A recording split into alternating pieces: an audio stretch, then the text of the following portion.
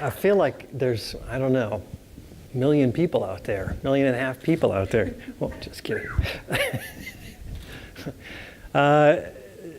As Jamie mentioned, I started in 2000. I took over as director in 2009. Our mission statement from the beginning has been better access to information through technology. That's my team over there, my team of crack team of Gladiator Ninjas.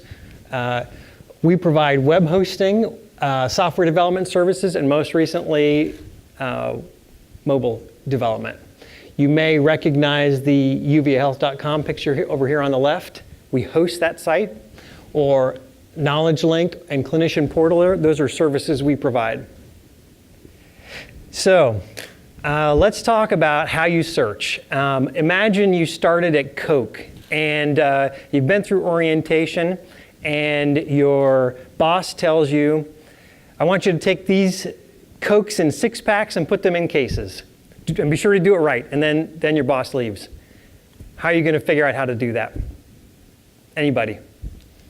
And I'll just have to repeat it since it won't be fair to make anybody run around with a microphone.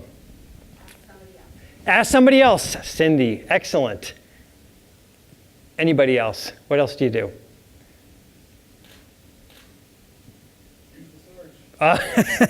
You may look for a company intranet. At UVA, this is how we do it. This is a diagram that is a product of the A3s I'm going to talk about in a minute. But this is typically how somebody tries to figure out how to do something. As you can see, there's a billion ways to find information. So this slide is how you find the information, this diagram. This diagram is how you record the information.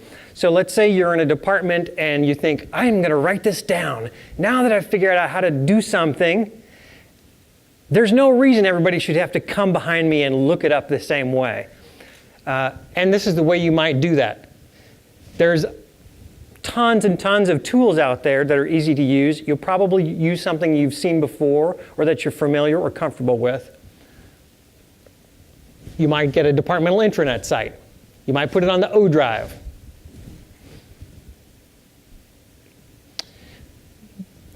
Probably, I don't know, 2010 timeframe, we rolled out a bunch of additional sites. Before then, everything had been on one site. And we produced all these different publishing platforms for lots of reasons I won't go into. And people at the same time also began to get comfortable with writing these resources down electronically. I mean, some people always had, but a lot of people were at that point. And so there were plenty of places to find information, plenty of places to store information. This, of course, made our problem worse because rather than having one way to find stuff, there was a million ways to find stuff, and there wasn't a standard way to do it. So we started tackling this problem. Now let's say you were tasked with coming up with a good search technology for this problem. Where would you turn? Anybody? Oh, you guys are sleeping on me. Where would you go for search technology? Oh, excellent. Yeah, so that's what we did. We bought a Google search appliance, which is a box that looks like this. It's a magical box that you can't get into. You put it in your server room, you point it at all your content, and it creates magical search results. Only it didn't. Really what it did is it brought together all these different groups of information and had no context. It couldn't tell, for instance, was the pharmacy dress code policy more or less important than the dress code policy put out by Medical Center Administration. So our problem got worse. Polite chuckle. That's pretty good. Yeah, perfect, Lori, perfect. Okay, so the problem got worse. And we also began taking on this lean, systematic problem-solving approach. and a couple of A3s were introduced. The essential issue identified in both of these A3s is that people had a hard time reliably accessing the information they needed. You can see a list of people who participated. There's actually probably 4 other A3s that I participated over that time frame, but these are the ones that had resources. A lot of resources were put behind them. They produced, among other things, those diagrams, lots of additional learning. So we learned quite a bit about the way information is stored and found. I'll tell you about what I took away from a technology perspective.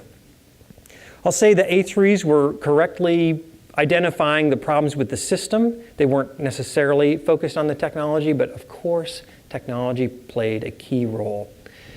A good system is easier to use than it is not to use. And in the absence of a good system, quick and easy wins. This is something we learned over and over again as we talk to people.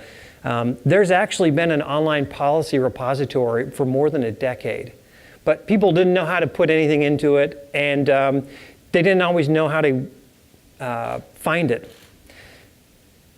So in the absence of that, when they wanted to document the procedures for their department, they would go to something that was familiar, which made the problem worse. And if we had some piece of software where everybody knew to go, that's where they would all go. The other learning is that the buying technology didn't really solve that problem, it made it worse. Okay, so out of these work groups, understanding what was needed, I said about designing this new search engine.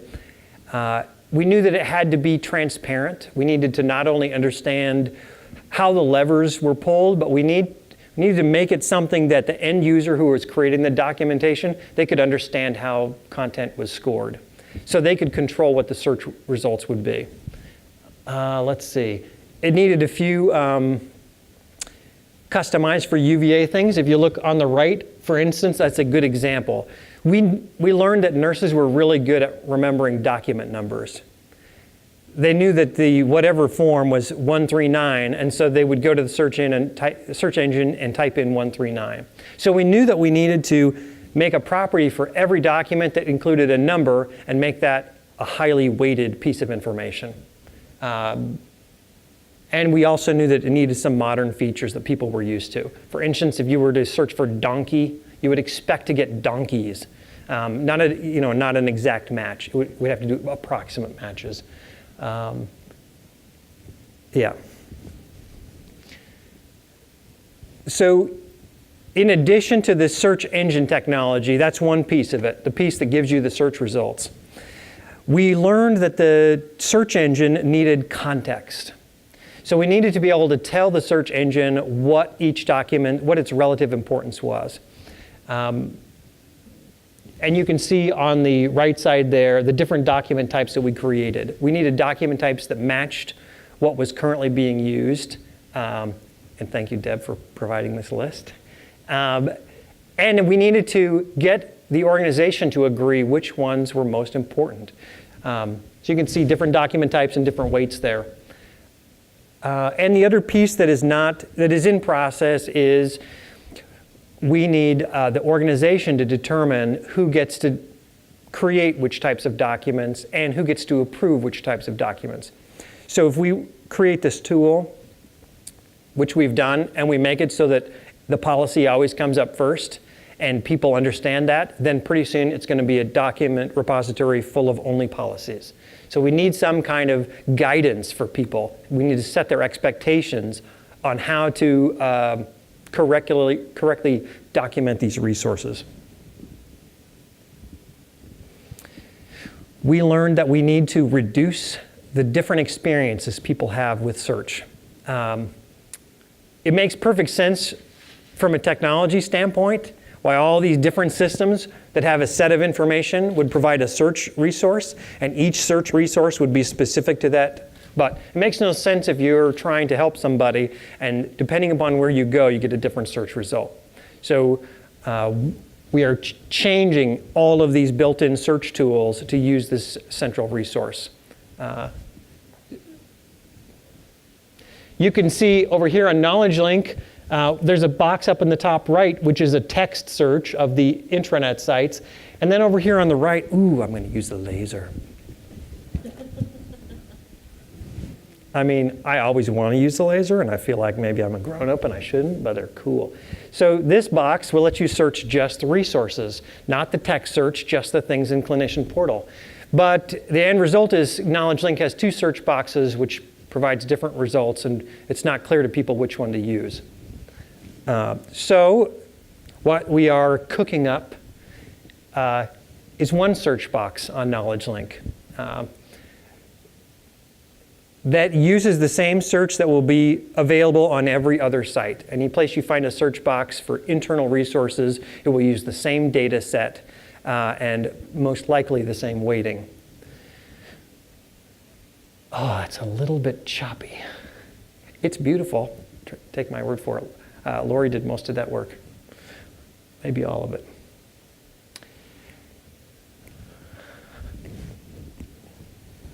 The other thing which we're experimenting with is putting resources in your hands. So if you work on, you're working at the bedside and you need to figure out how to do this procedure, instead of running over to your computer and logging into the intranet and going up to the search engine and pulling the document up, you can open up your mobile device, and we have this app called UVA Manuals, which is available to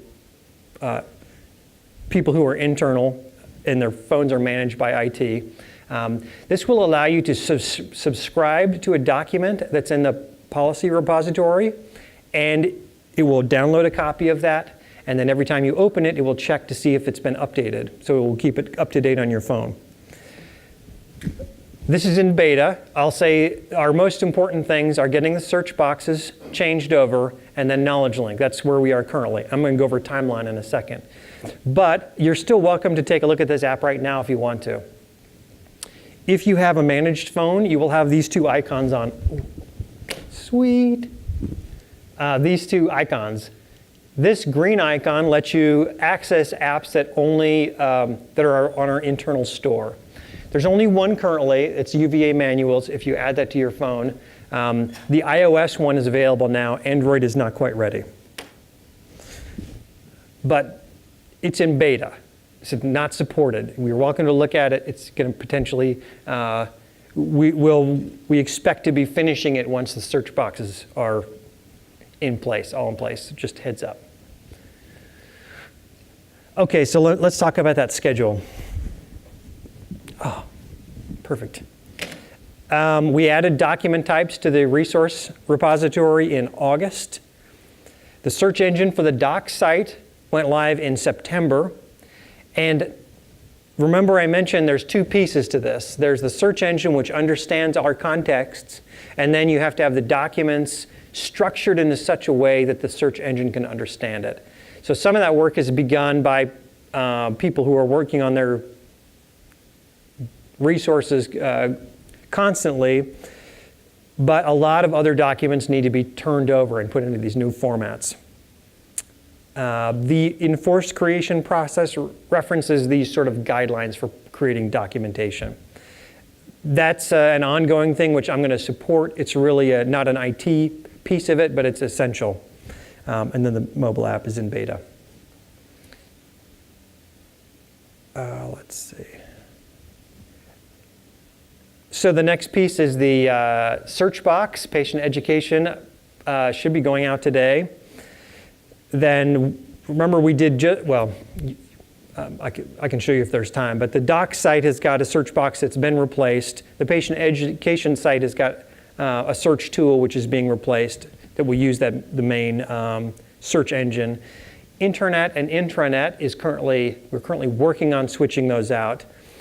And we are thinking, if all goes as planned, that Knowledge Link and Clinician Portal will use this new search engine around Valentine's Day.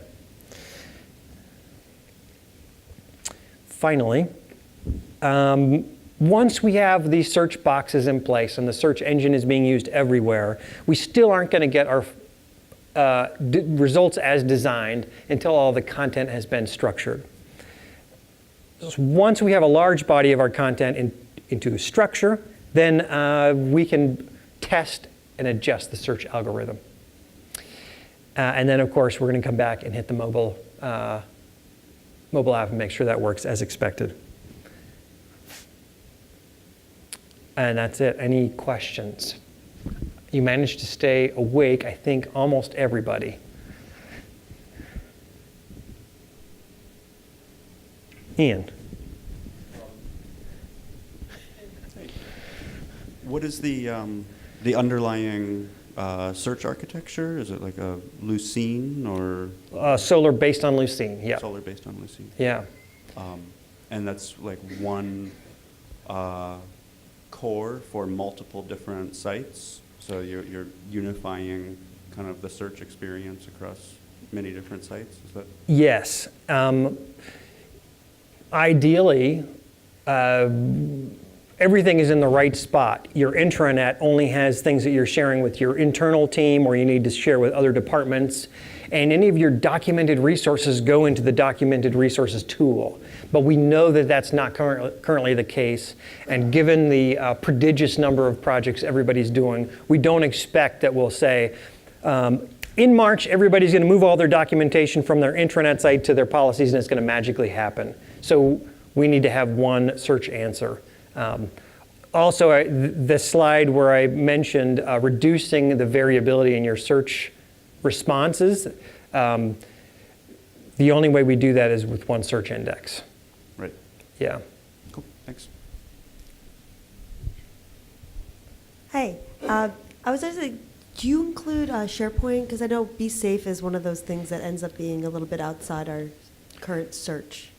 Currently, it is not in our search. This tool has the ability to reach out in other areas. For example, we know that nursing relies on a lot of documented resources that are paid for from an outside place. So we have the ability to spider in content, but we have to do the core first. So is it slated to go, Be Safe? Is it on the schedule? Currently, Yeah. no, but certainly that is an internal resource that we would like to include. Yeah, yeah.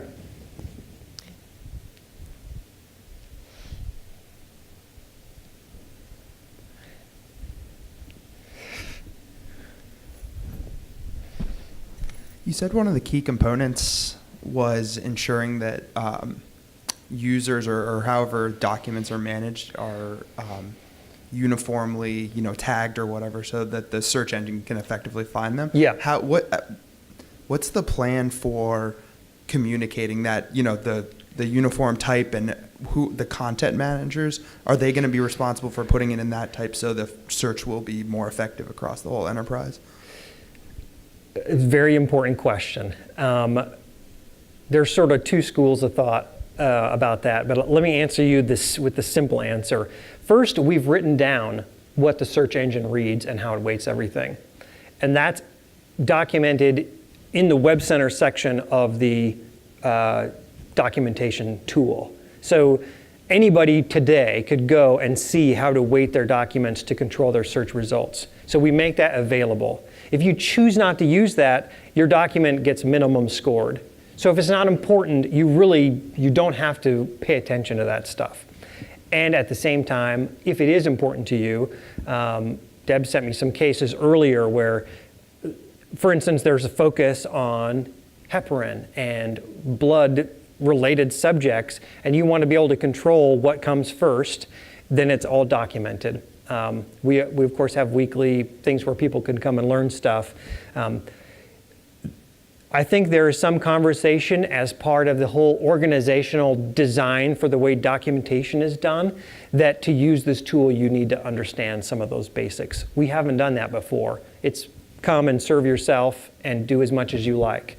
So the information is available right now if you want it. The water is there if you're thirsty. And then later in the future, maybe to be able to write a guideline, for example, you might have to be qualified, which means that you have completed a short tutorial on how searching works. That's just a theory at the moment, yeah. Good question, though. Almost everybody has asked a question. I'm really proud of you guys. Okay, thank you.